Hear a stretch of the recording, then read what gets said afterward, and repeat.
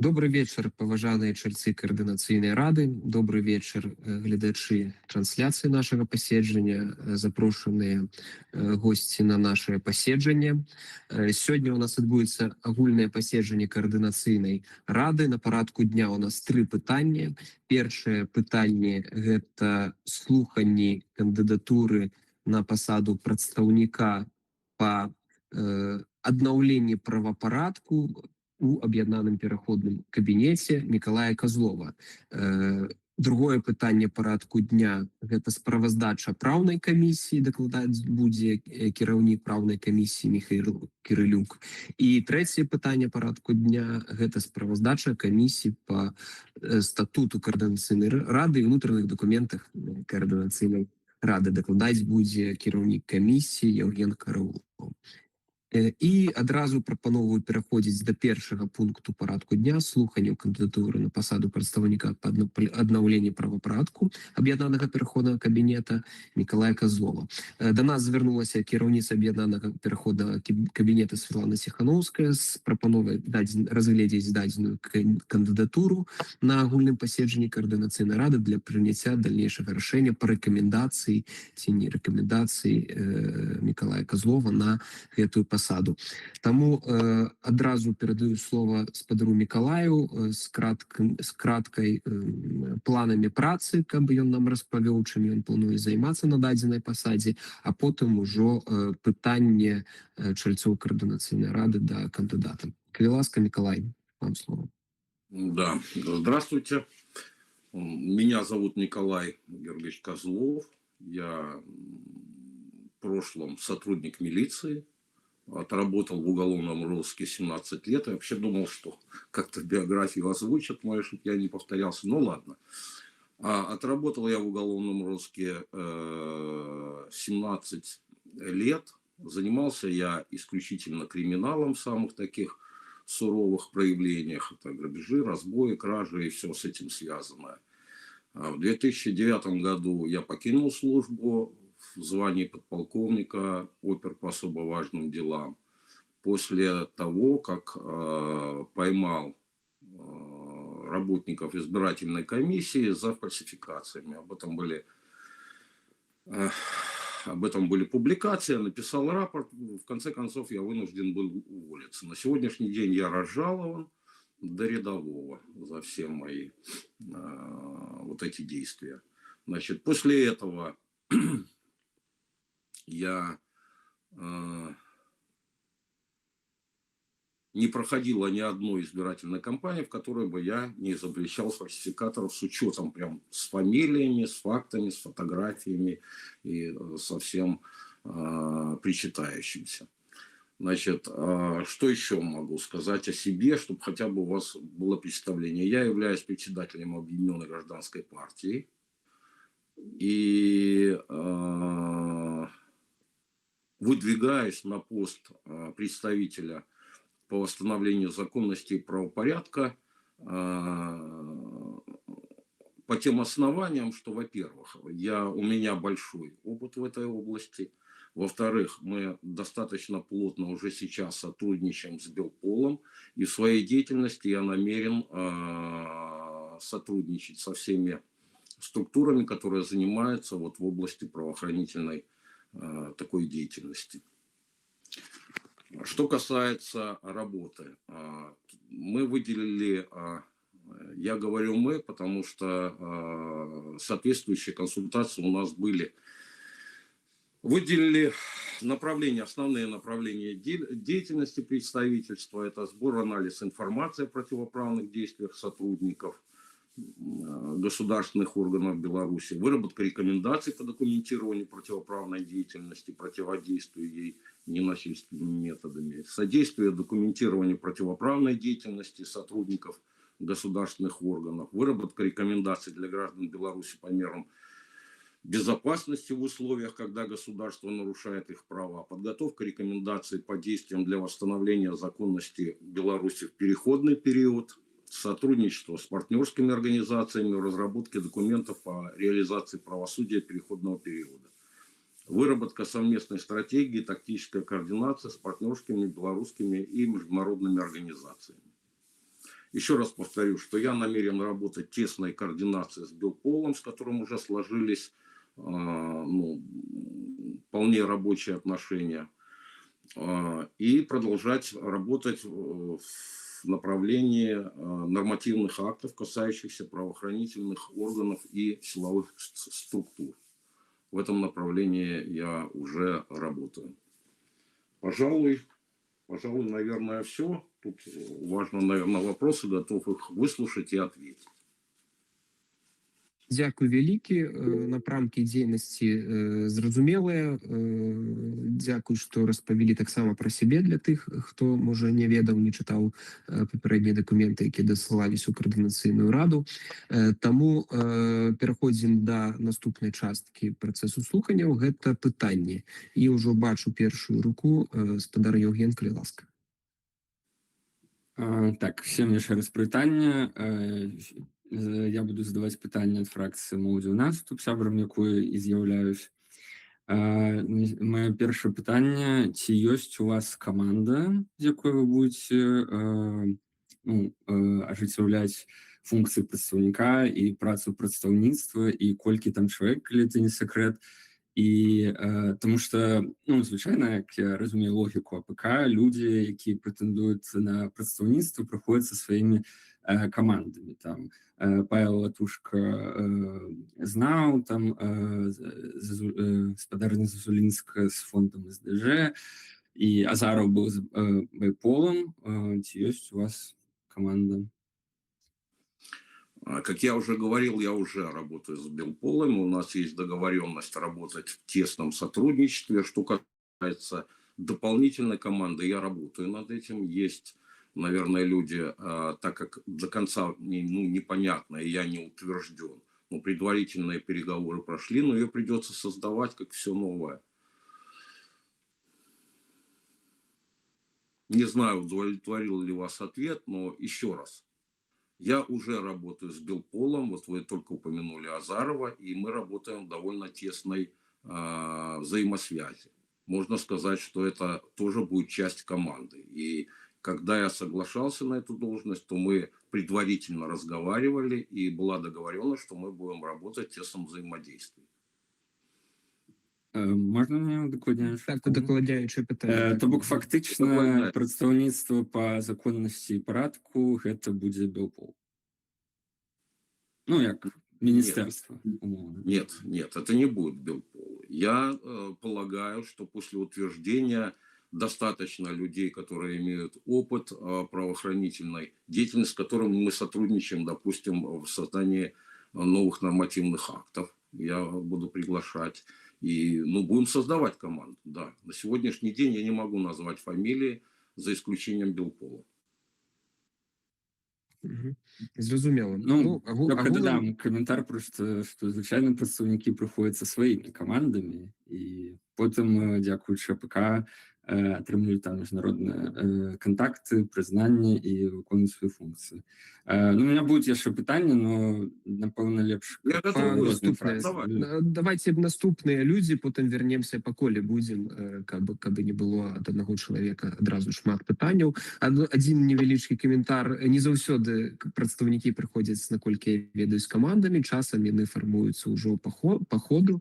Я памятаю, што мы абмяркоўвалі кандыдатуру, напрыклад, Алісы Рыжычэнка, якая таксама на пачатку была без каманды. Таму гэта розныя сітуацыі бываюць, але мы разумеем, што ёсць Белпол, які падтрымлівае кандыдатуру гэтага прадстаўніка і супрацоўнічаюць разам. Тады наступнае пытанне, Юрий Губарэвіч, калі ласка. Добрый вечер, Николай. Пытанне па папярэдняй дзейнасці прадстаўніка на пасадзе по аднаўленню правапарадка ў Беларусі. Як вядома, ад моманту стварэння аб'яднанага пераходнага кабінета гэта пасада была занята і займала Азараў. Дастаткова працяглы тэрмін. Зараз, канешне, працяглы тэрмін ёсць перапынак і вот эта вакансія, но тым не менш, калі ён шоў на эту пасаду, ён шоў з пэўнай праграмай, напрацоўкамі, з той же самай камандай, з ідэямі, і займаўся іх рэалізацыяй. У меня пытанне, ці былі нейкія сустрэчы, размовы, ці ёсць нейкая пераемнасць, альбо, можа быць, магчымасць скарыстацца тым досведам і напрацоўкамі, якія былі ў папярэдні перыяд. Што ось па гэтым накірунку ёсць? Допустим, с господином Азаровым я точно не встречался, но наметки есть. Но я должен сказать, что было понятно, что вот эта деятельность, как я ее представляю, она частично публичная, частично она не совсем публичная, потому что это связано с безопасностью многих людей. И для меня, как человека, который занимался оперативной работой и имеет отношение к секретным, имел отношение к секретным каким-то вещам, это, ну, это важно. Нельзя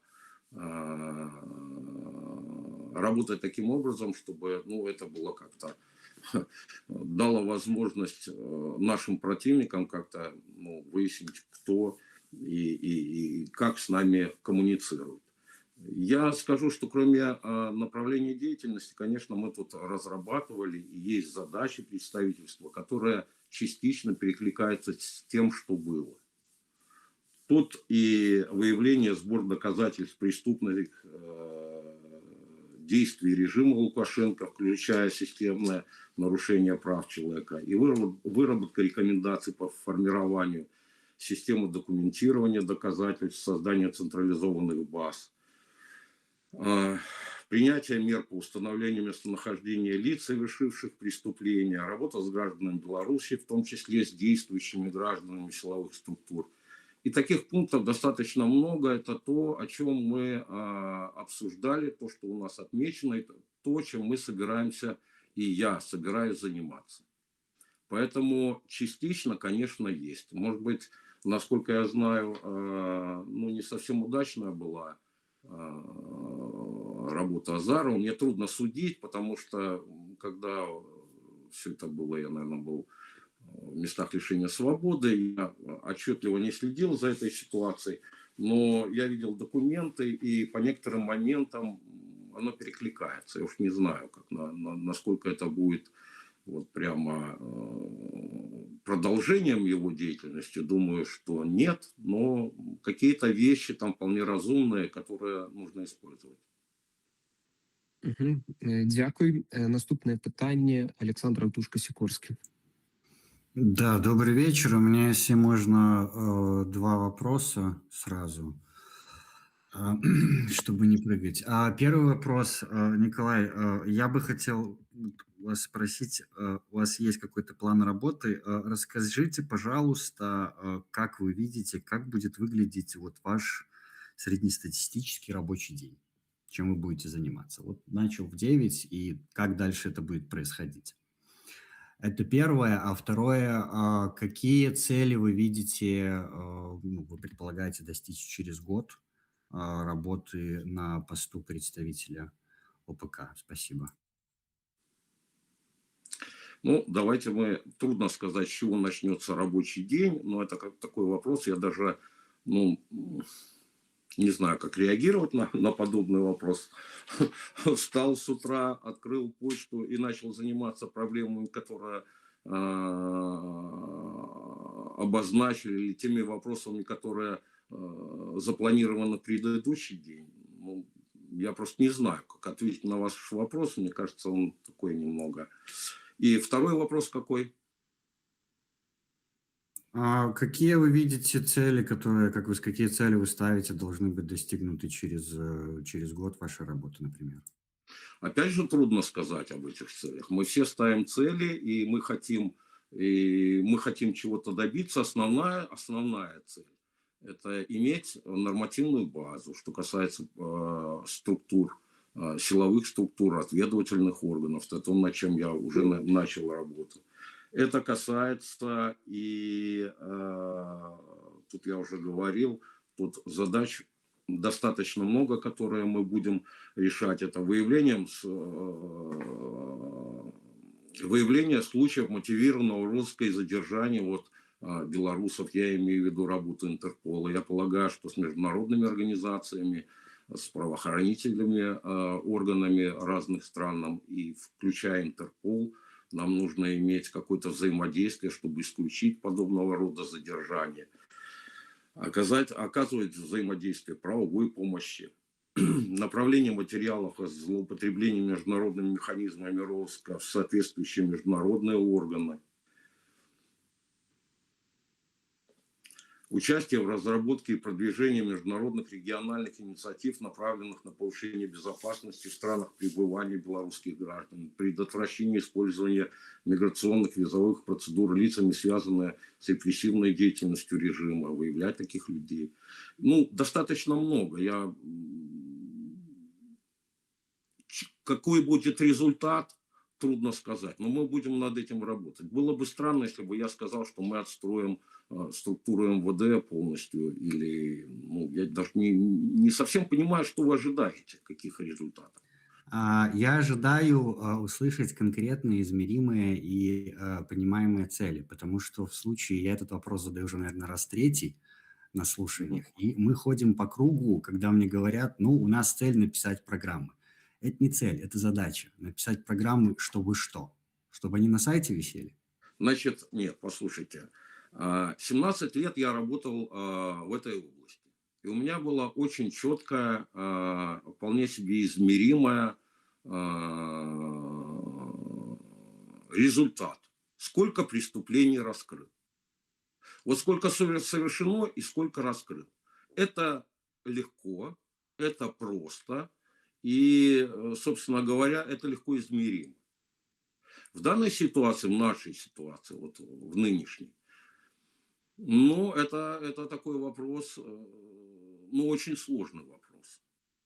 Когда стоят проблемы, которых можно перечислить, можно легко измерить, сколько проблем ты решил. И тогда я могу сказать, что вот послушайте, стояло 100 проблем, из них 50 я решил. Или каких-то ситуаций. Но я сейчас вот в таком. Ну, в вашем вопросе вообще кроется, ну, очень сложно. Вот у меня встречный вопрос. Допустим, вот вы можете измерить свою деятельность каким-то образом? Ведь сложно это делать, потому что проблемы, они поступают, их каким-то образом решают. Часть проблем можно измерить, увидеть, пощупать, а часть просто это как процесс.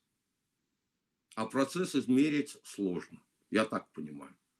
Вы имеете в виду в координационном процессе? Я имею в виду вот нашу деятельность, да. Очень сложно вот в данной ситуации, сколько мы сумеем там, не знаю, задержать людей или как-то выявить людей, которые работают на спецслужбы Беларуси. Мне сказать сколько, мне сказать назвать цифру 10 или назвать цифру 20, но это будет не совсем как бы честно по отношению к вам. Сутнасць адказа зразумелая. Калі ёсць яшчэ пытанні, напрыклад, бачу руку Павел Мар'еўскі, Евген зняў свою руку, так? Вітаю, Миколай. У меня наступне питання. Там у пропонованих вами програмах, мне падаецца, пад лічбай 5 ёсць праграма падрыхтоўка прапаноў падчас для пераходного перыяда по аднаўленню законнасці ў Беларусі. У мне наступнае пытанне. Мы разумеем, што калі там адбудуцца пэўныя працэсы ў Беларусі, то частка, напрыклад, тых же супрацоўнікаў МВД можа звольніцца ці быць звольненымі. І мы ж разумеем, што гэтыя людзі валодаюць зброяй, умеюць хутка згуртоўвацца, падпарадкоўвацца прыказам. Это готовыя ОПГ. Калі яны не ў структуры нейкай умоўна дзяржаўнай, то яны готовыя бандыты. Таму хацеў бы ад вас пачуць, якія прапановы по аднаўленню законнасці на такі перыяд вы пропонуете. Дякую.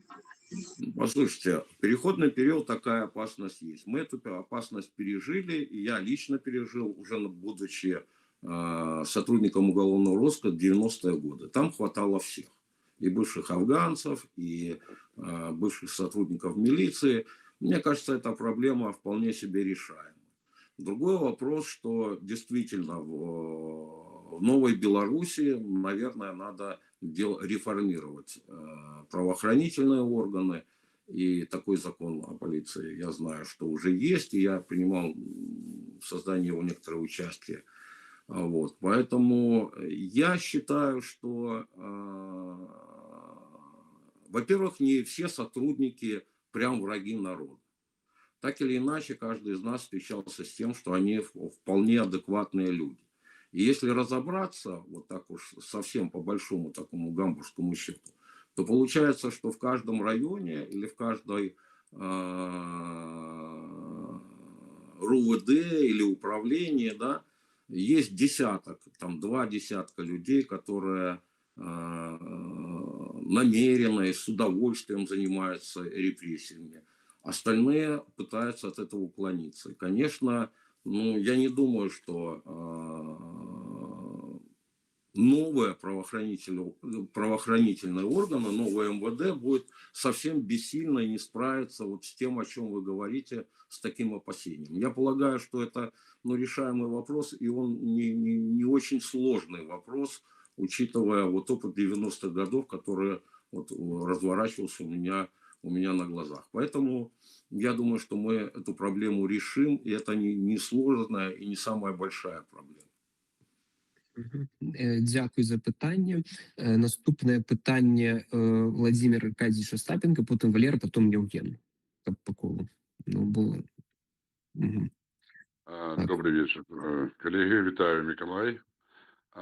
Хотел бы уточнить у вас ваше видение организации активного взаимодействия по вопросам привлечения представителей режима к ответственности за все многочисленные преступления, которые они совершили, и как вы планируете организовать взаимодействие с командами, которые уже зарекомендовали себя в качестве лидирующих на этом треке, в частности, с Народным антикризисным управлением. Спасибо.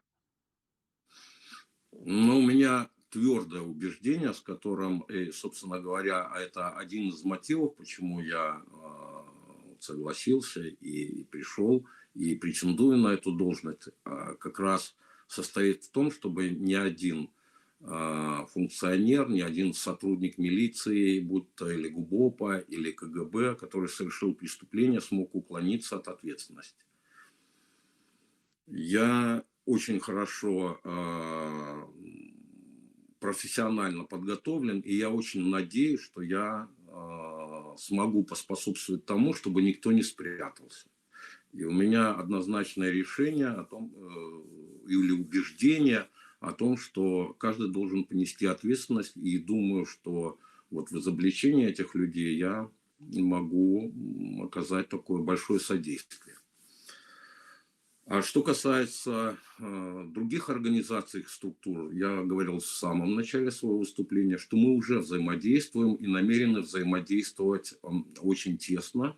Полагаю, что добавится еще моя команда, и мы будем в этом направлении работать более продуктивно, потому что неизбежность вот этой расплаты и наказания, она, ну, это основное, что должно быть вот в Новой Беларуси. Если человек совершил преступление, он должен нести ответственность. И мы должны всячески содействовать, чтобы он эту ответственность понес.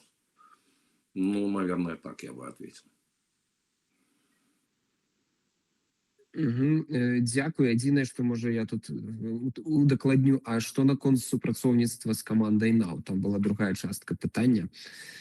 Я полагаю, что я готов со всеми заинтересованными лицами, которые работают в этом направлении. Готов все, что я знаю, все свои умения, профессиональные навыки будут использованы для того, чтобы мы наиболее эффективно работали. Конечно, будем сотрудничать, я в этом ни грамма не сомневаюсь. Я вижу, как работает НАУ, и мне нравятся те направления, которые они делают, они вызывают у меня уважение, и я думаю, что мы на этой стезе добьемся еще большего. Дякую. Валерій Мацкевич. Да, дякую за магчымасць задаць пытанне. Ну, найперш Мікалаю вялікая пашана і падзяка за тое, што вы пагадзіліся выдвинуць сваю кандыдатуру на гэтую пасаду, сапраўды з даволі складанымі кампетэнцыямі.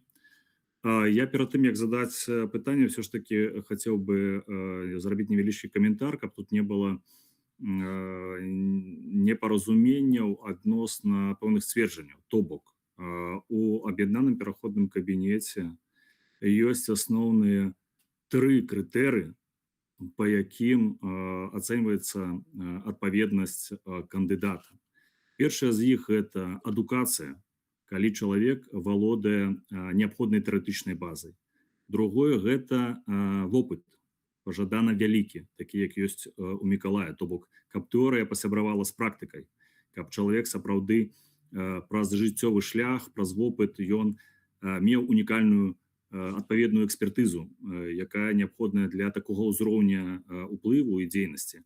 І трэцяе – гэта прызнанне экспертнай супольнасці, то бок поля, у якім будзе працаваць прадстаўнік.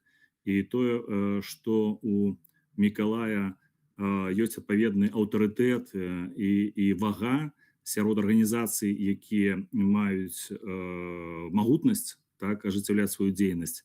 Гэта тое, што робіць Мікалая адпаведным кандыдатам. А ніколі у АПК не было крытэрам, каб кандыдат меў менавіта сваю ўласную каманду, бо гэтага проста замала. Напрыклад, калі Ольга Зазулінская прыходзіла і сапраўды яна была кіраўнічкай фонда СДЖ, гэтага было недастаткова.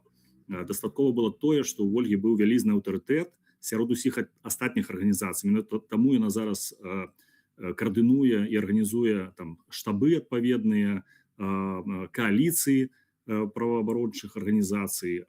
Вось. Таму я разумею, што Мікалай, калі кажа, што ён мае контакт з Белполам, калі ён мае контакт з іншымі арганізацыямі, так разумею, там Эсенс, іншымі, якія працуюць у гэтым полі, гэта не значыць, што ён мусіць імі кіраваць.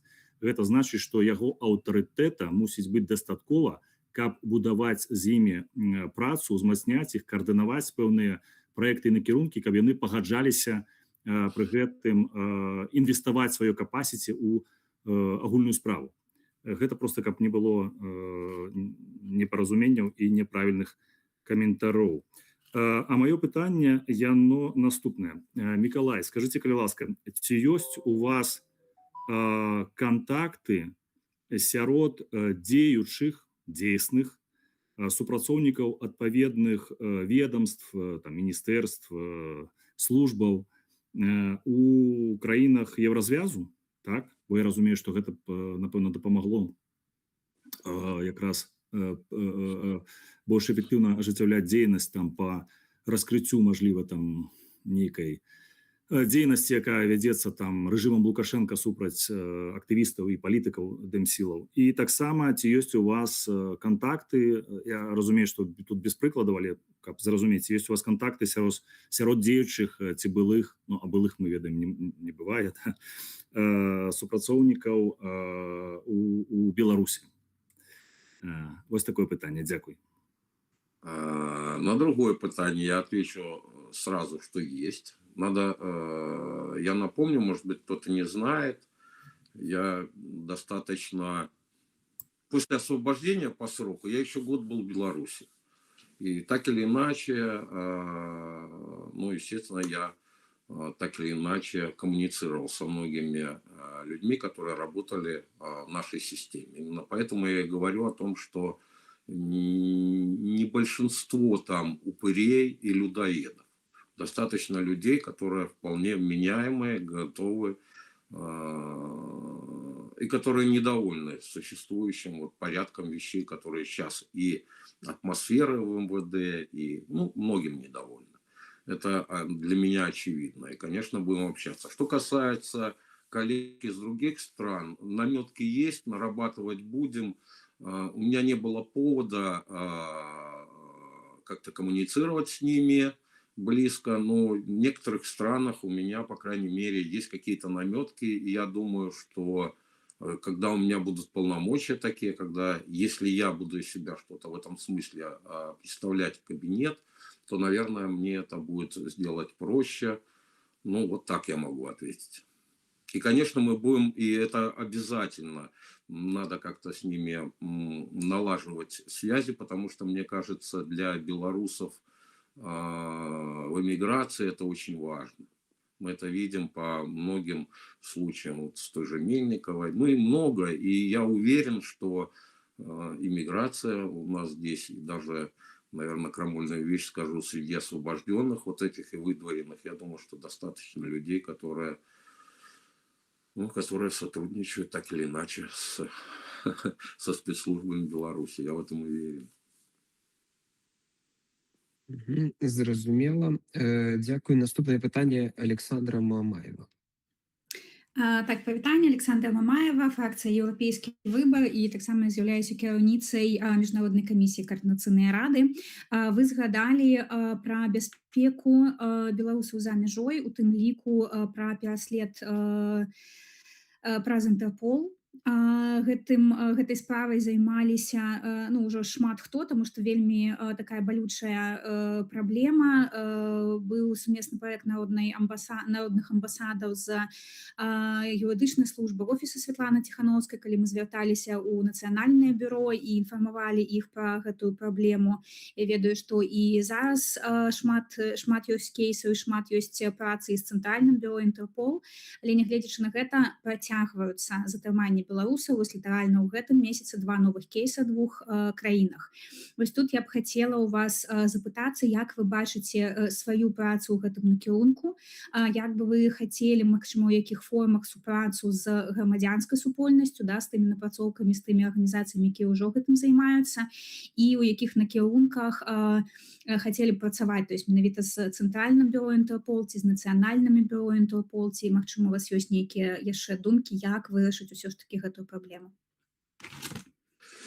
Ну, знаете, у меня по этому поводу очень такое теоретическое, и я предполагаю, как это надо делать. Я не знаю, как это будет реализовано, потому что, мы, опять же, говорю, что многие вещи мы делаем впервые, у нас нет вот такой, как бы уже устоявшейся практики, ее надо нарабатывать. Но я полагаю, что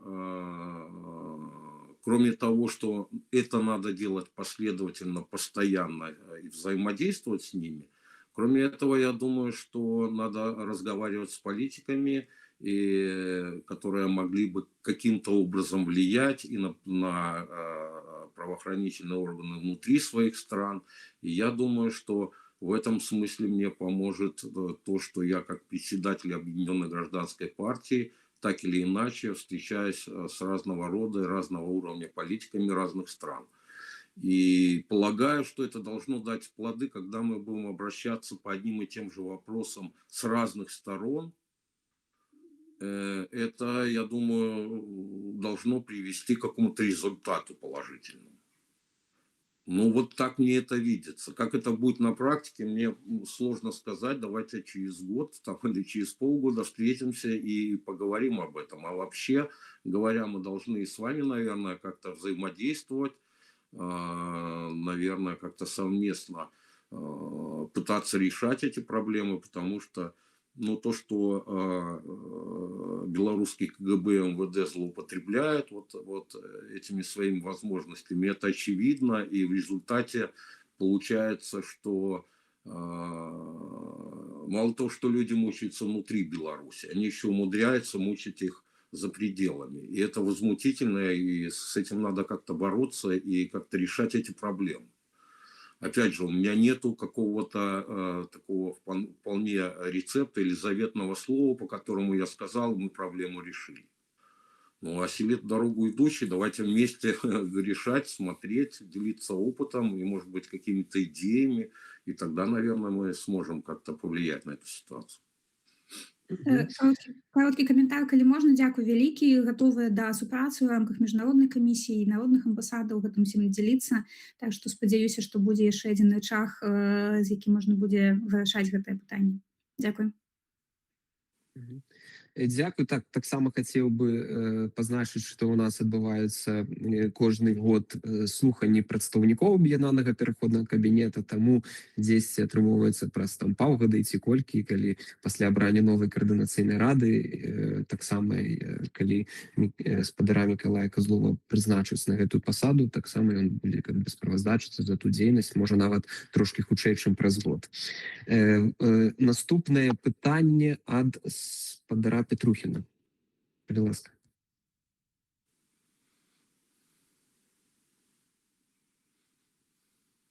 Сергей, вас не чуваць. Так, зараз чуваць? Так. Добрый вечер. Миколай, добрый вечер. Скажите, Добрый вечер. Миколай, калі вас прызначаць на гэтую пасаду, хто дасць вам мандат, якія у вас будут паўнамоцтвы і перад кім вы будете справаздачыцца? Дякую. Ну, как мы только что слышали, справоздачиться будем перед Координационным советом. А что касается полномочий, ну, то трудно сказать, какие могут быть полномочия у людей, которые находятся в эмиграции. А кто вам даст мандат? Поэтому единственное, что мы можем, это мы можем сотрудничать со спецслужбами, правоохранительными органами в странах, где мы находимся, или пытаться это, если это идет о каких-то преступлениях или каких-то вещах, которые следует знать. Ну вот единственное, что использовать их полномочия, да, наших европейских партнеров. Здесь у нас нет никаких полномочий, кроме... Ну окей, а вы не сказали, а кто вам даст мандат? Координационная рада? Но есть известная процедура, что меня предложили на должность. Координационный совет, наверное, меня должен утвердить или не утвердить, и на этом все. И призначается... Я просто до конца не понимаю, что значит мандат. Ну, мандат — это кто вам делегирует полномочия? Белорусский народ, Светлана Тихановская, Координационная рада. И тому как бы логичное питание, перед кем вы будете справоздачиться, для кого вы будете работать. Ну, ведь определяется то, как назначается. А то или иное, ну, может быть, должностное лицо, назовем его так. Когда это будет избирательная кампания, тогда народ. Когда не избирательная, когда назначается, тогда тот, кто назначает, и тот, кто утверждает. Так, я бы хотел адзначыць, дзякуй. Хотел бы адзначыць, што згодна з рэгламентам Координацыйная рада рэкамендуе таго ці іншага прадстаўніка, прызначае на пасаду кіраўніца аб'яднанага пераходнага кабінета. А справаздачваюцца прадстаўнікі перад Координацыйнай радай штогод. Дзякуй. Евген Караул, калі ласка. Так, меня чуваць? Да, супер. Хотел бы вернуться все-таки до питания на концу працы з іншими організаціями і удакладніць, як ви бачите супрацу з Координаційною радою, там, з Офісом Світлани Тихановської, іншими представництвами об'єднаного переходного кабінету, і ви казали там про координацію різних ініціатив, організацій, так само хотів би удакладніць, звязывались вы с ними и с какими-то организациями, потому что там журналистами, расследователями, правооборонцами, ну, дагэтуль мы чули только про Белпол. Нет, конечно, не со всеми я связывался. Тут вне всяких сомнений, но я надеюсь, что мы будем сотрудничать. Только что мы обсудили и с международным, вот с Александрой, и с НАУ, поэтому, конечно, будем сотрудничать. Я вообще считаю, что в наших условиях мы должны вот все усилия и все возможности, которые у нас есть, как-то концентрировать. И, как я уже говорил, когда мы с разных сторон подходим к проблеме, она быстрее решается. И я надеюсь, что мы будем решать эффективно. Евген, яшчэ одно удакладняючае, так разумееце, не удакладняючае. Нет, у меня еще есть разные питания. Вот, но я все-таки, ну, правильно разумею, что до этого часу вы размаўлялі як бы с тремя организациями, Белполом, і вось зараз падчас паседжання знаў і міжнароднай камісіі Координаційнай рады, а з іншымі як бы яшчэ невядома, ці трэба ім там какой-то знешні координатор, там журналистам-расследовательникам, ну и так далее. Там бюро Я веды, хочу іншыя. уточнить, что речь не идет о том, что я буду координировать. Ну, наверное, еще об этом пока речь не идет. Для начала надо, наверное, как-то наладить взаимодействие, а потом определиться, как мы будем использовать это взаимодействие. Я не руководитель над всеми этими организациями или этими лицами, которых вы назвали, и не пытаюсь им стать. Поэтому вот тут вопрос взаимодействия.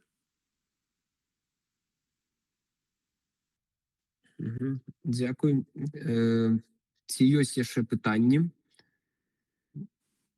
Бачу больш... Ну, добра, да. Но я все-таки тады удакладняючы хацеў бы, дык а чым Одно укладняючае і праца заканчиваем, прадстаўніцтва па аднаўленню законапарадка будзе адрознівацца ад іншых ініцыятыў, які зараз існуюць, там Белпол, Байпол, бюро медыа,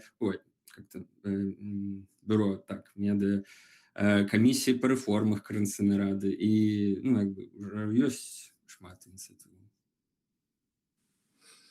Я думаю, что у всех, как выяснилось, вот вы их называете, да, и у каждого есть свое направление работы. Или все делают одно и то же, как по-вашему?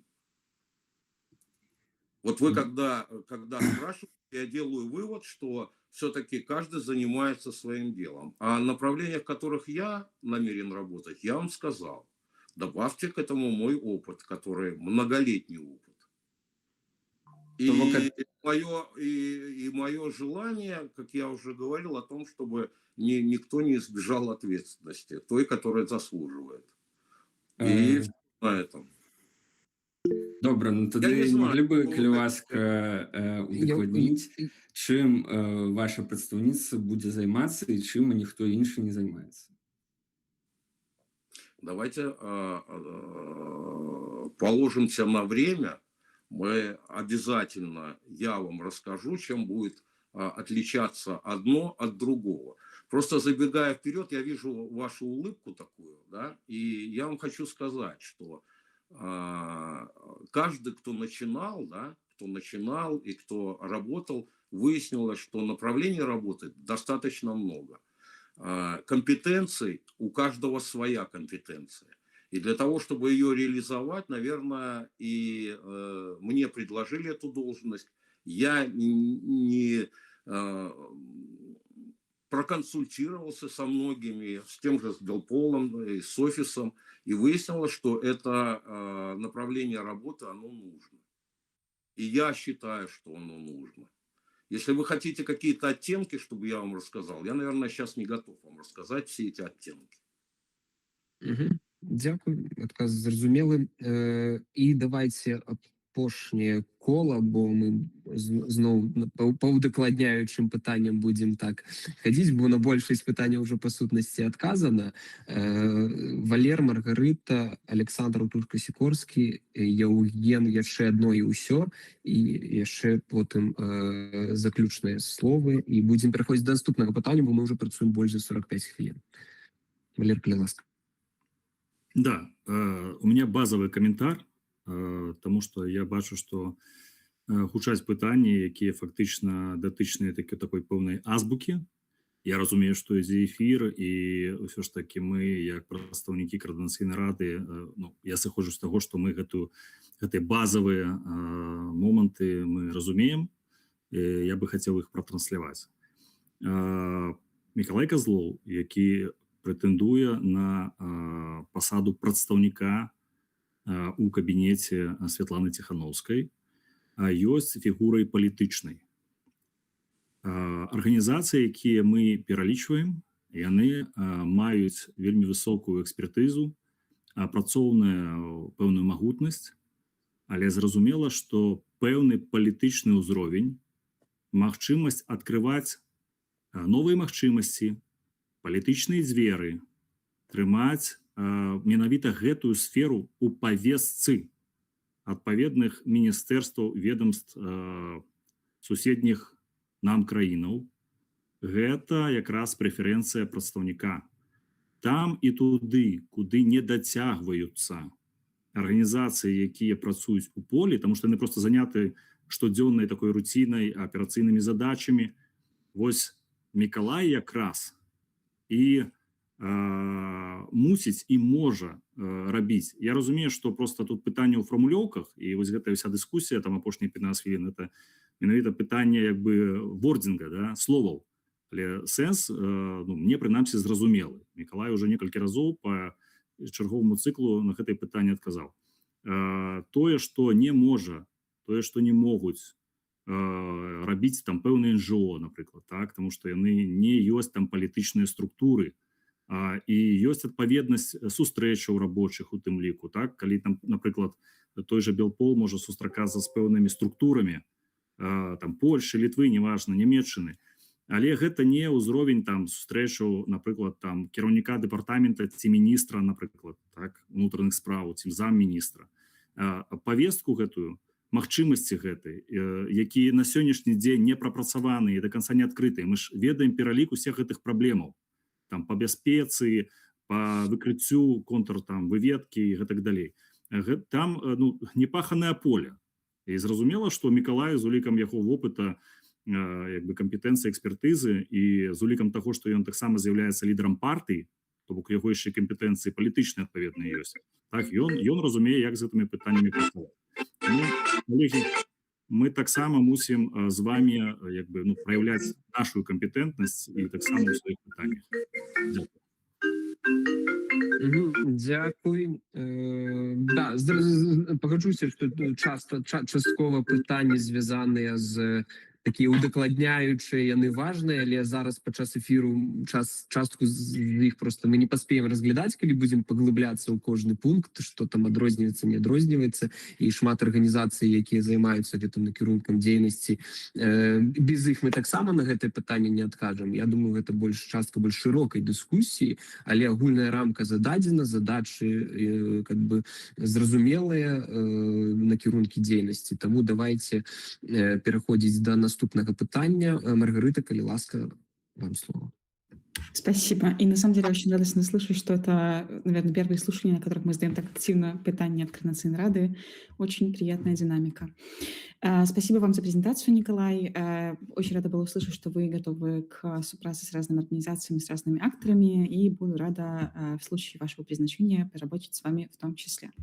Хочу задать вам вопрос относительно вашей фразы, которую вы сказали во время вашей презентации. Это то, что вам предложили эту позицию. Не могли бы вы удокладнить, кто вам эту позицию предложил, от кого была эта инициатива? И в чем ваша личная мотивация приходить на посаду ВПК? Ну, о своей личной мотивации я уже сказал. Для меня самое важное – это реализовать свои профессиональные компетенции для того, чтобы наказание было неотвратимым, скажем так. Это одна история. Вторая – помочь белорусам, которые находятся в эмиграции, вот о тех вопросах, о которых мы говорили. Ну и подготовиться, конечно, не без этого к тому, чтобы в новой Беларуси мы были, по крайней мере, с точки зрения нормативных актов, готовы к тому, чтобы реформировать вот эту систему, которую мы называем правоохранительные органы Беларуси, которые уже потеряли вот эту формулировку, они уже давно попирают права, они охраняют их, поэтому вот это самое важное. Что касается предложений, мне предлагали разные люди из разных и офиса, и Белпола, разговаривали о том, не готов ли я встать на эту должность и работать в этой области. И я вам скажу, что именно поэтому я согласился, именно поэтому я вот сейчас здесь, потому что это люди, которых я уважаю, с которыми надеюсь сотрудничать в будущем, и я понимаю, что я не буду один, как вот только недавно говорил Евгений, вот пришел один, команды нету. я скажу, достаточно людей, которые готовы меня поддержать.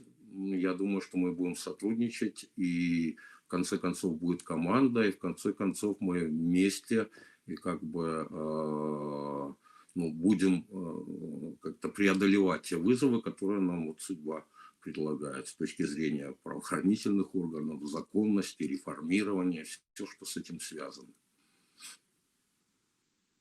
Дякую вялікі. Александр Аўтушка-Сікорскі, калі ласка. Да, спасибо. Я, наверное, просто переформулирую, перезадам свой вопрос, может быть, чуть попроще, который я раньше задавал. То есть у нас вот на данный момент нет представителя по восстановлению законности и правопорядка. Предположим, вас утверждят в этой должности. Как вы, вот у нас сейчас нет, а будет. Как вы предполагаете, что с учетом вашего назначения изменится через год?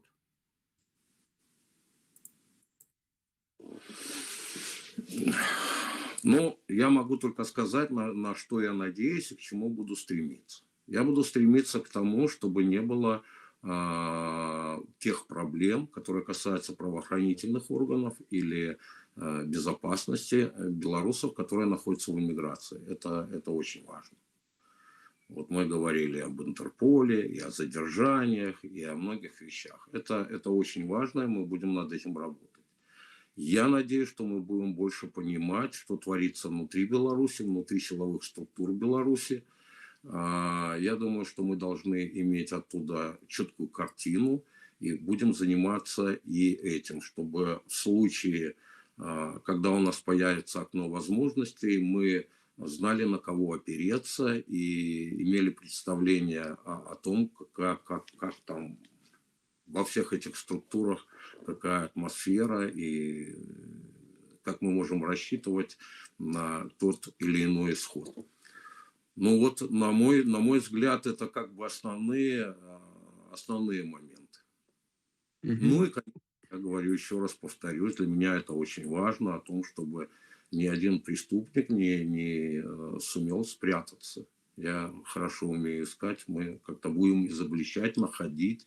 И даже, на мой взгляд, может быть, я и даже находясь здесь, вот здесь, за границей, за пределами Беларуси, мы, наверное, у меня есть для этого идеи, как мы можем повлиять на то, чтобы они уже сейчас несли какую-то ответственность, уже еще будучи там в тех условиях, в которых они находятся. Потому что, пример приведу. Пока я отбывал наказание, да, вот в колониях я был судим дважды, я отсидел сроки полностью, я наблюдал за тем, как устроена эта система, потому что, несмотря на то, что я работал в уголовном розыске, я никогда не имел отношения вообще никаким колониям и представления не имел, потому что у меня другая работа была. И на мой взгляд, что это ужасно коррумпированная система. И если мы начнем говорить о многих вещах, о том, как там все устроено, а я внимательно за этим следил, то, наверное, есть надежда, что многие из тех, кто считал, что они могут воровать и одновременно мучить политзаключенных, они столкнутся, или режим столкнется с какой-то вилкой, тут либо с коррупционерами, либо позволять там палачам или мучителям жить и дальше за стенами и чувствовать себя хорошо. Вот это одна из мыслей, с которыми я выходил из тюрьмы. И я вот уже хотел ее реализовать. Надо это подумать с коллегами, посмотреть, как это. Но то, что там творится, это... Многие говорят о том, как мучают, но мало кто говорит о том, как там воруют. Причем абсолютно неприкрыто воруют. Поэтому мне интересна эта тема, скажем. Я буду рад, если начальников или замначальником колонии номер 15 в конце концов кто-то проверит. Или им придется, не знаю, согласиться, что коррупция – это хорошо. Зразумела. Дзякуй за адказ, такі даволі шырокі і цікавы. Яўген, апошняе удакладняючае пытанне, яшчэ Геннадзь Манько, і будзем скончваць. Так, у меня тут хутчэй будет пытанне да Валеры Мацкевіча, калі так можна, тому что... Не, Нет, я думаю, давайте можно, потому что дыскусію это зачынім. датычна АПК, і нам, як Крынцыйнай радзе, думаю, важна ведаць, ці былі іншыя кандыдатуры на гэтую пасаду. І, ну, плюс агулам дзіўна гучыць фармуліроўка, што Белпол, які, наколькі ведаю, не з'яўляецца часткай ні АПК, там, ні офіса, прапаноўваў пасаду прадстаўніка па аднаўленню законнасці і правапарадка, калі за гэта адказвае, як бы, ну, хутчэй кіраўніца АПК і там Крынцыйнай рады, якая дае рэкамендацыі. Таму агулам пытанне, калі коротка, то да Валеры Мацкевіча, ці былі іншыя кандыдатуры, там... Вы немножко передергиваете, я прошу прощения, вы немножко передергиваете, когда говорите, Белпол назначает. Вот это плохая вообще какая-то черта, мне кажется. Не надо передергивать, надо говорить так, как есть. Я вам объясню по поводу Белпола.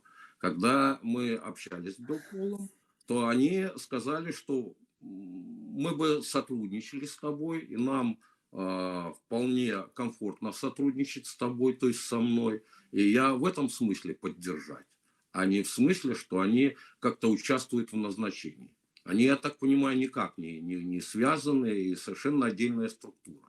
Ну. Так. Поэтому, Так, я соглашался, может быть, я как-то не очень правильно пояснил, только потому и готов пойти, что я понимаю, что я буду не один, что есть структуры, готовые меня поддержать, и есть структуры, с которыми мне комфортно будет работать. Вот все встречи с Белполом, мне было очень комфортно с ними, и я понимаю, что мы, собственно говоря, единомышленники, у нас фактически одни цели, у нас могут быть разные возможности, но цели у нас одни. И это меня вдохновляет, именно это. И вот все эти передергивания, это, ну, не очень так вот правильно, мне кажется. Я просто хотел не бы разумею, я хотел бы зазначить, Яўген, Белпола прызначыць. Яўген, я бы хотел зазначить, что формально, юридично до нас поступил лист от кіраўніцы аб'яднанага пераходнага кабінета про разгледзець магчымасць зацвярджэння кандыдатуры Мікалая Козлова. Тое, што ён нам распавёў, што яго былі камунікацыі, яму прапаноўвалі іншыя людзі, але фармальна, юрыдычна гэта зрабіла кіраўніца згодна з рэгламентам. Таму забаронаў ніякіх на тое, каб кансультавацца з кімсьці, ні ў якай арганізацыі прапаноўваць каму-то нейкія рэчы, мне падаецца гэта, ну, дзіўна. Таму юрыдычна у нас ёсць выкананая працэдура. Што тычыцца іншых кандыдатур, можа, калі коротка, Валер, каментуйце. Да, ну я нагадаю, что найперш я прадстаўляю тут фракцию «Еўрапейскі выбар». І насамрэч для мяне, як для лідара фракцыі, было б вельмі дзіўна, і гэта было б не на карысць кандыдата, калі б ён не меў камунікацыю з арганізацыямі, якія працуюць у яго поле. Таму тое, што у Мікалая ёсць сталая камунікацыя, ёсць працоўная камунікацыя, так разумею, так? І тое, што Белпол там у персанальных і працоўных камунікацыях даваў сігнал, што яны гатовыя працаваць з дадзеным кандыдатам, калі ён будзе абраны, ну так і працуе палітыка, як іначай. Зразумела, што я змагу, напрыклад, ангажаваць сваю фракцыю, галасы, каб нашыя чальцы падтрымалі Мікалая толькі тады, калі я буду ведаць, як я ўжо казаў, што Мікалай не проста тэарэтычна, але і практычна мае аўтарытэт, і арганізацыі пацвердзілі, што будуць з ім працаваць. І вось тое, што Белпол гэта зрабіў, для мяне гэта ёсць якраз пазітыўным сігналам. Ну і наконт іншых кандыдатаў, я ўсё ж такі гэта слуханне, так, кандыдата на пасаду АПК перад Коордынацыйнай радай. Таму я тут не лічу, што не пакідаю за сабой права каментаваць гэта як кіраўнік апарату аб'яднанага пераходнага кабінета, але гаспадарства. Усе кандыдаты, якія ёсць, яны праходзяць праз адпаведную працэдуру. Калі б быў бы яшчэ адзін кандыдат, то я думаю, што мы б с вами у координацыйнай радзе уже мелі адпаведны запыт, адпаведны ліст і арганізавалі б адпаведныя слуханні. Дякую, зразумела. Геннадзь Вянко, калі ласка.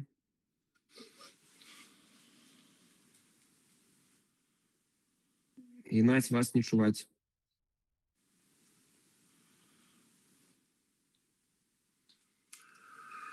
Геннадзь Манько. Можа, нейкія праблемы з сувязю. Давайте переходим до... Авось, Геннадий, Так, давайте. я приветствую вас. Слышно меня? Нет? Я просто Да. опять поход... Давайте. Слышно? Нет? Да. Я извиняюсь. Есть звук? Да. Вы нас не слышите, наверное, уже. Сори. Паколькі там нейкія пытанні з гукам у нас, то я прапаноўваю пераходзіць да заключнай часткі. Адзінае, што хацеў бы зазначыць перад тым, каб даць Мікалаю заключную частку сказаць слова, хацеў бы прапанаваць, можа, такую супрацу з каардынацыйнай рады ў кантэксце практычным. Вы казалі, што вы плануеце распрацоўваць рэформы, звязаныя з пераходным перыядам, Міністэрствам абароны, іншымі арганізацыямі. Было бы вельмі важна пры распрацоўкі рэформаў, можа, выносіць іх на слуханні адпаведныя ў каардынацыйнай радзе, каб яны праходзілі гэтую працэдуру, каб чальцы каардынацыйнай рады маглі азнаёміцца і фактычна зацвердзіць, як гэты законапраект ужо на будучыню. У нас існуе такая практыка, і было б вельмі добра, каб першая структура, якая праводзіла такія слуханні, былі не толькі міжнародныя арганізацыі, ўсё ж такі наша беларуская прадстаўнічы орган дэмакратычных часткі беларускага грамадства, каардынацыйная рада. Я бы вось такой прапановай, запытам і ў супрацы ў рамках гэтых слуханняў з камісіяй па рэформах хацеў бы вам прапанаваць, запрасіць, заклікаць. Я думаю, что это вполне решаемо, тем более, что мы сейчас работаем как раз над контролем за разведслужбами, законопроектом, правоохранительными органами, потому что, как показала практика, нужен какой-то независимый контроль все же в нашей стране, в Новой Беларуси. Мы как раз вот пытаемся над этим работать и изучаем это примеры других стран. И я думаю, что мы сможем взять все лучшее и реализовать. Потому что, как выясняется, что контроль это важно, и контроль должен быть независимый. Дзякуй вялікі. Ну і вам заключнае слово, звярнуцца да дэлегату каардынацыйнай рады, і мы будзем пераходзіць да наступнага пытання парадку дня, бо больш ужо за гадзіну працуем. Ну, наверное, ответил на столько вопросов, что, ну, наверное, вряд ли к сказанному добавлю что-то.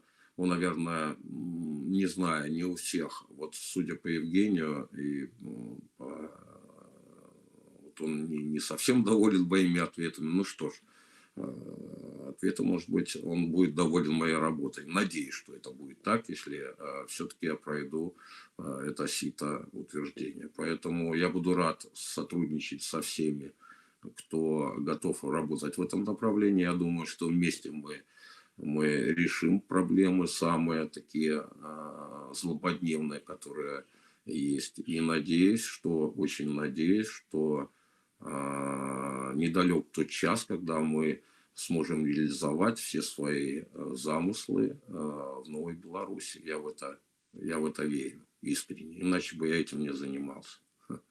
Спасибо большое. Дзякуй вялікі, што пагадзіліся на гэтыя слуханні, што прыйшлі, адказалі на пытанні, і мы будзем пераходзіць да наступнага пункту нашага парадку дня. Мікалай, вы можете, калі хочаце, сыходзіць ужо. Дзякуй вам вялікі. І адзінае, што зазначу, выстаўленне на галасаванне кандыдатуры, хочу запытацца ў сакратарыята, адбудзецца сёння ўвечары ці заўтра ўжо? Можа, лепш заўтра ўжо, каб людзі подумалі там, мы не ўсе змаглі далучыцца да паседжання. Як сакратарыят мы яшчэ раз тады прадублюем спасылку на тэчку з інфармацыі пра Мікалая, чтобы людзі яшчэ раз маглі азнаёміцца. Добра. І заўтра ўжо тады запустим. Заўтра раніцай. І тады, да, у пятніцу ўжо будзе вынік. Дзякуй вялікі. Добра, тады папрашу заўтра раніцай паставіць галасаванне і будзем чакаць. І заклікаю ўсіх чальцоў Координацыйнай рады прыняць удзел у гэтым галасаванні абавязкова.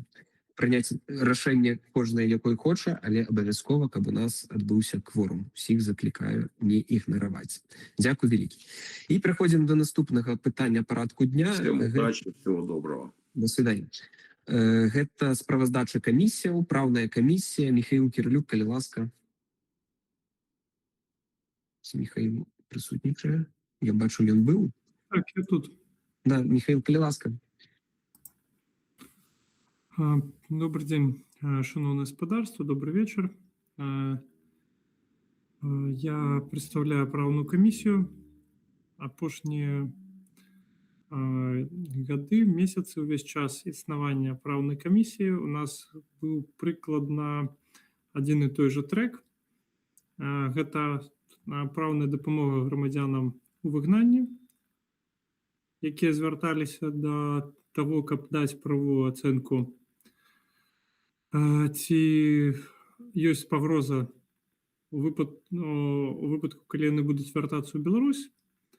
Гэта было пытанне для візавых мэтаў і пытанне для мэтаў міжнароднай абароны. Мы разглядалі кейсы, проверяли доказы, бачили тыя документы і показания сведкаў, якія прадстаўлялі нам людзі, і давалі адказы на то, настолькі аргументаваны, наколькі гэта было магчыма з тым матэрыялам, які ў нас быў. Ну і за час існавання камісіі мы такіх адказаў далі некалькі дзесяткаў.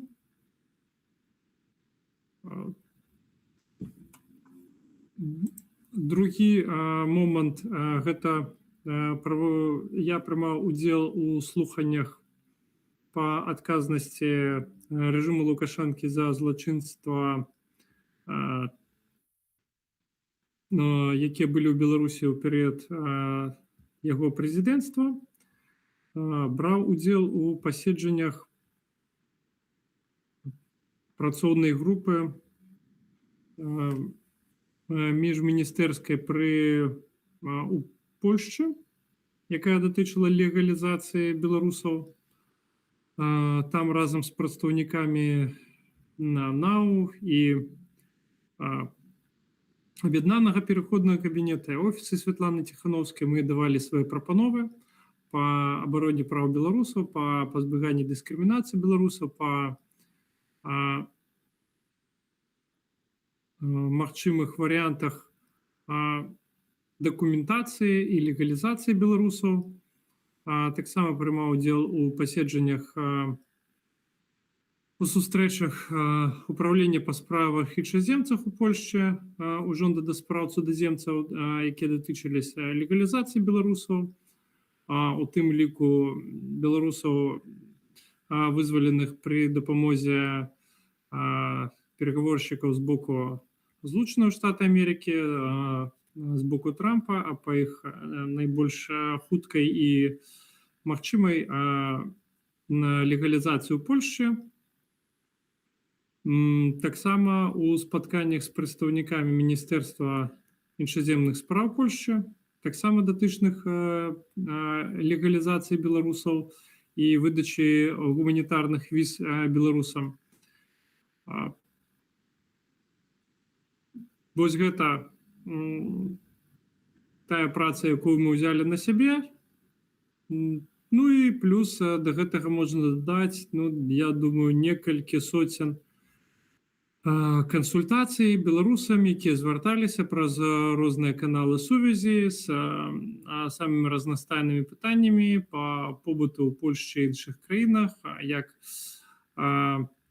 пазбегнуць пераследу, як даць доказы то, што ты з'яўляешься палітычным уцекачом, як пазбегнуць пераследу за заведома фальшывага абвінавачання, перададзенага ў органы Інтэрпол, як атрымаць гуманітарную візу, як атрымаць міжнародную абарону. Изучалі кейсы і давалі адказы на пытанні, давалі пісьма падтрымкі, калі гэта было магчыма, правяралі людзей таксама ў супрацы з Белпол, у супрацы з іншымі арганізацыямі, калі людзі спасылаліся, што яны з імі супрацоўнічалі. Вось гэта опіс таго, чым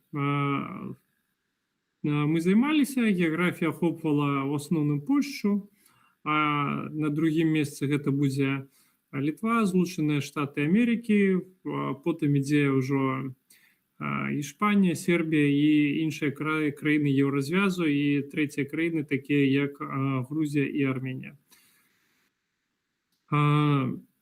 Мне асабіста падаецца, што праца была карыснай. Ва ўсякім разе ўсе, хто да нас звяртаўся, яны гэта пацвярджалі. Ось, таму, калі ёсць нейкія пытанні, калі ласка, задавайце, пастараюся на іх адказаць. Дзякуй вялікі, Михаил, ўсё зразумела, вельмі практычная праца, часам, мне падаецца, нават штодзённая, таму дзякуй вялікі за гэта. Сапраўды, тое, што можна, як кажуць, зразумець людзям, і гэта вельмі важна. Дзякуй за гэтую працу. Александр Мамаева, калі ласка. Дякую вялікі, Михаил, за прэзентацыю і за вашу працу. Я б тут хацела падзякаваць. Мы сапраўды з Михаилом працавалі па кейсу ў Славеніі, як прадстаўніца народнай амбасады па затрыманым Беларусі у Славеніі, то есть геаграфія там розныя краіны ўключае. І другое, тое, што вы, мабыць, забыліся, але я проста хачу нагадаць, мы таксама супрацоўнічалі з Михаилом па рэзалюцыях ПАРЭ і глядзелі, якія рэзалюцыі могуць быць цікавыя нам з кропкі гледжання яго экспертызы, каб дадаваць туды там прапановы ў гэтай рэзалюцыі і так далей. Дзякую вялікі яшчэ за гэтую працу. Спадзяюся, што вось да канца кадэнцыі будзем яшчэ супрацоўнічаць па гэтых пытаннях. І зноў жа, калі можна, практычныя, наконт вашых рэкамендацый там па Польшы, па легалізацыі беларусаў, таксама звяжуся, таму што будзем рыхтаваць такі супольны дакумент. І тут я бачу такую вельмі добрую супрацу і міжнароднай камісіі, і юрыдычнай. Дзякую, Александр, было прыемна супрацоўнічаць. Да, сапраўды было і ПАРЭ, і Славенія. Дзякуй вялікі. Хацеў бы запытацца, Михаил, у пісьмовым фармаце гэта справаздача змогуць потым астатнія чальцы разнаёміцца з ёй? Да, конечно, зразумела. Добра, дзякуй вялікі. Калі больш няма пытанняў, дзякуй вялікі. Пераходзім да наступнага пытання. Гэта ўжо справаздача камісіі па статуце Каардынацыйнай рады. Еўген, калі ласка. Прывітанне ўсім яшчэ раз. Еўген Кроў, кіраўнік камісіі пытання статута і іншых унутраных дакументах Каардынацыйнай рады. Эта камісія была створана першай. І, на мой погляд, гэта вельмі важная камісія, вельмі ўдзячна ўсім, хто падтрымаў яе працу, там, прыватнасці, конечно, фракцыі каманды «Ватушкі», «Рух за свабоду», тому што была вялікая праблема ў Каардынацыйнай радзе другого склікання, дзе была камісія, у якой былі такія паўнамоцтвы трактаваць статут, нормы, але яна фактычна была заблакаваная, і таму я себе бачу добрым кіраўніком, менеджерам, і, в прынцыпе, лічу, што атрымліваецца. За мінулы год, які прайшоў ад мінулай справаздачы, камісія прыняла 4 рашэння. Это наконт статусу камісіі па вайсковым кірунку, права накіроўваць лісты на афіцыйным банку Каардынацыйнай рады, падлік галасоў на агульных галасаваннях і працэдуры выхаду з Каардынацыйнай рады. Адна з асноўных мэтаў гэтай камісіі па пытаннях статута было это вырашэнне спрэчак, праблемаў, каб наша Каардынацыйная рада там не развалілась. І я лічу, што камісія цалкам справілася з гэтай задачай. У нас было шэраг вострых пытанняў, калі былі доўгія дыскусіі, але все яны добра скончылись, тому што ініцыятары звяртались в камісію пытаннях статута, мы гэта абмяркоўвалі, пісалі прапановы, рашэнні прымалі, і яны ратавалі Координацыйную раду. Прычым, так як я прытрымліваюсь лібертарыянскіх поглядаў, то і ў маёй камісіі пытаннях статута як бы свабода, цалкам любы чалавек можа прапанаваць свае ідэі, там іншыя, калі ему там, напрыклад, не падабаецца моя прапанова. І вот з 4 рашэнняў я 2 не падтрымліваў, але большасць сябраў камісіі за іх прагаласавала, таму яны так і дзейнічаюць. Власне, для мяне это было галоўнай мэтай, каб камісія працавала, тому што ад працы камісіі пытанняў статута залежыць як бы праца ўсёй, на мой погляд, Координацыйнай рады. Тому што хто як галасуе, кого лічым, кого не лічым, хто сыходзіць, як сыходзіць, да, все ці пытанні важныя. І дзякуючы камісіі мы можам вот так пісьмова вырашаць гэтыя праблемы. Да, асабліва для мяне гонар, што я не забіраў шмат часу у сябраў камісіі, за 2 гады 0 сузвонаў. Я думаю, мне вельмі добра атрымліваецца. І так, планы на перспектыву. Вот адзінае, што не атрымалася, это у меня была прапанова палажэння аб адпачынку дэлегатаў. На жаль, яна не знайшла падтрымкі ў іншых сябраў камісіі, фракцыю, таму як бы ад этой працы адмовіліся. І планы на перспектыву это надалей, тут уже не шмат засталося до конца склікання, то это першы, конечно, працяг аператыўнага рэагавання на звароты, а таксама правядзення дакументаў камісіі ў адзіны фармат. Вось. Всё, дзякую. Дякую. Падкажыце, калі ласка, колькі зараз зваротаў знаходзіцца ў камісіі па статуце? 1 ад фракцыі каманд Тушкі, Рух за свабоду. Зразумела. Дзякуй. Ці ёсць яшчэ пытанні да Евгена? Калі пытанняў няма, усім вялікі дзякуй. І сёння мы вычарпалі наш парадак дня. Дзякуй усім, што прыйшлі, задавалі пытанні актыўна на слуханню кандыдата на пасаду прадстаўніка аб'яднанага пераходам кабінета. Я яшчэ раз заклікаю прагаласаваць. І таксама за камісію, за справаздачу камісіі мы таксама будзем галасаваць пасля ўжо таго, як усе адсправаздачыцца, так? Так, там засталось уже не так шмат камісію. Зараз не могу дакладную лічбу сказаць, дакладна па сацыяльнай палітыцы. Вось, як мінімум гэта... па вайсковай камісіі, забыўся правільную назву. Вось, і, здаецца... у нас яшчэ таксама камісія па этыцы. Трэба будзе справаздачу. І тады, да, все будем разам галасаваць. Добра. Особно, конечно, но это будет одно голосование. Все справаздачи будут в одной тэчцы, там можно будет за імі ознайоміцца. Добра, усім тады вялікі дзякуй, чакаем астатнія справаздачы і рыхтуемся да наступных падзеяў важных у Координацыйнай радзе. Всім дзякуй, да пабачэння і жыве Беларусь. Жыве вечна. Точно.